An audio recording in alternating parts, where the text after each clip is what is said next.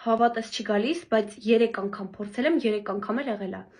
Տեսեք ինչա, մի կին համացանցում ասում էր, որ եթե առավոտ արթնանաք եւ ասեք, որ այսօր ես ստանալու եմ նվեր, չեք ասում ինչ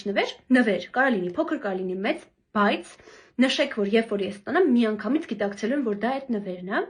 ու ուղղակի դա նորանակ սկսեք այդ օրը ապրել, բայց սպասելով, որ դա գալու է, այդ նվերը գալու է։ Ես չէի հավատում, ես որոշեցի փորձեմ, մի անգամ փորձեցի, ասեցի թող նվեր գա, ինձ իրոք նվեր եկա։ Հաջորդ անգամ փորձեցի, ոչ թե նույն օրը, այլ որոշ ժամանակ անց, հետո մտածի, որ կարող է ուղղակի համընկել է։ Իմ տատիկը գալիս է տուն եւ ինձ նվեր է բերում, որ ուղղակի պատահական իր ստուդիայում իրան տվել են, ասել են տար Լիլիթին տուր։ Եվ երրորդ անգամ ես վերջերս եմ փորձել, նույն ձև եղել է։ Մի անգամ փոքր նվեր է եղել, 2 անգամ մեծ նվեր է եկել ինձ տվյալ օրը։ Ինչպես արդեն գիտեք, մտքի ուժի եւ այդ закон притяжения-ի հետ է կապված,